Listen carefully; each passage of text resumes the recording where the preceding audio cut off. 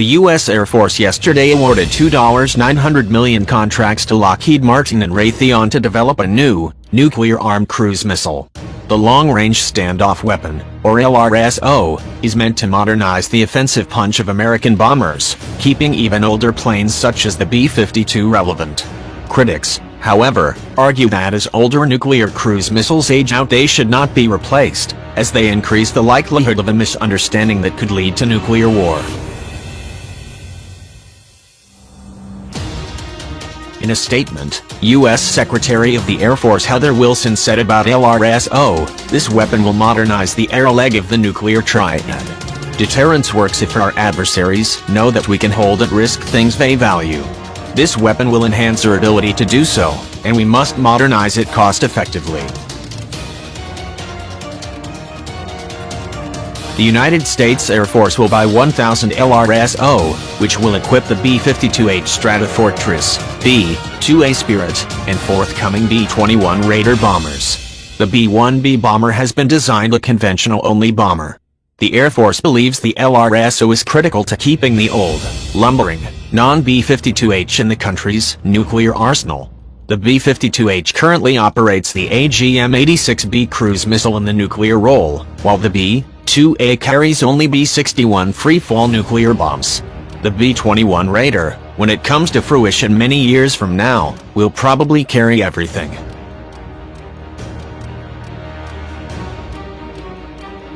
The justification for nuclear cruise missiles is that in the event of a nuclear war, bombers can launch them toward distant targets without getting too close to enemy air defenses.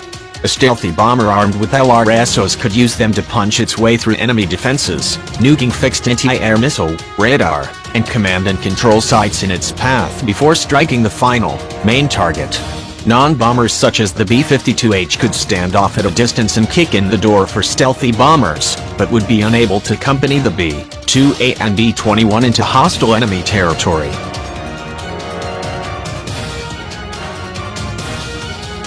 On the other hand, people including former Secretary of Defense William Perry charge that nuclear-tipped cruise missiles make accidental nuclear war more likely.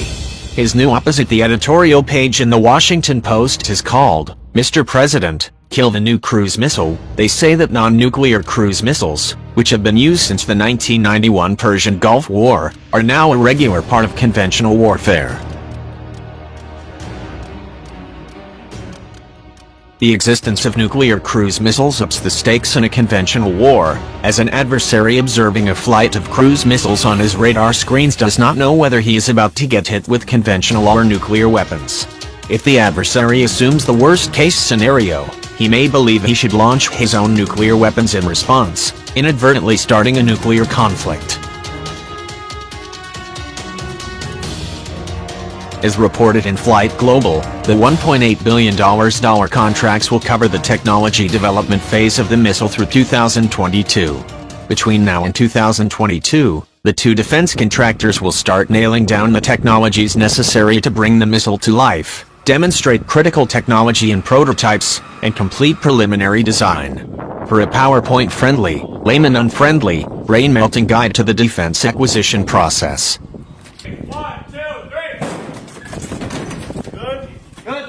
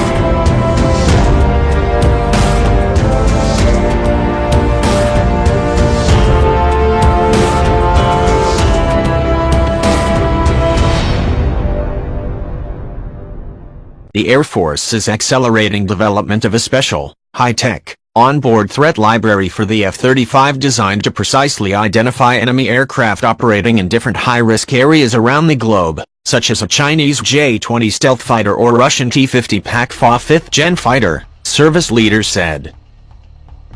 Described as the brains of the airplane, the mission data files are extensive onboard data systems compiling information on geography, airspace and potential threats in areas where the F-35 might be expected to perform combat operations, Air Force officials explained. Mission data files are the key that unlocks the F-35, Brigadier General Scott Plius, director of the F-35 Integration Office said. Consisting of hardware and software, the mission data files are essentially a database of known threats and friendly aircraft in specific parts of the world. The files are being worked on at a reprogramming laboratory at Eglin Air Force Base, FLA, Air Force officials said. The mission data files are designed to work with the aircraft's radar warning receiver engineered to find and identify approaching enemy threats and incoming hostile fire. Plius said the service is working vigorously to speed up development and integration of new software engineered to widen the threat envelope of the mission data files to enable the now operational F-35 to better identify specific enemy threats.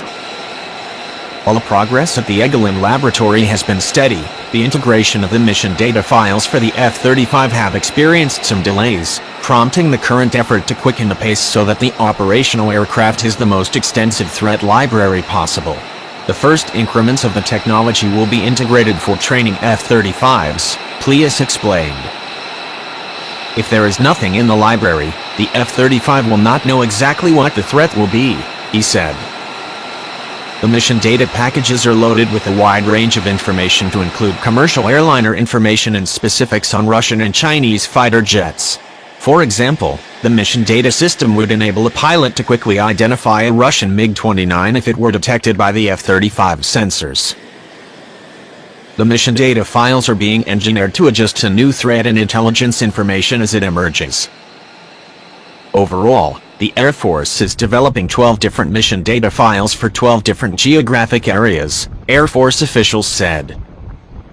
The idea with having an advanced threat library is to enable F-35 pilots to see and destroy enemies in the air, well in advance of a potential dogfight scenario. This can be explained in terms of a well-known Air Force strategic concept pioneered years ago by air theorist and pilot John Boyd, referred to as the OODA loop, for observe, orient, decide and act. The concept is to complete this process quickly and make fast decisions while in an air-to-air dogfight, in order to get inside the enemy's decision cycle, properly anticipate, and destroy an enemy before they can destroy you. The F-35 is designed with long-range sensors and data fusion technologies such that, as a fifth-generation aircraft, it can complete the OODA loop much more quickly than potential adversaries, F-35 advocates claim.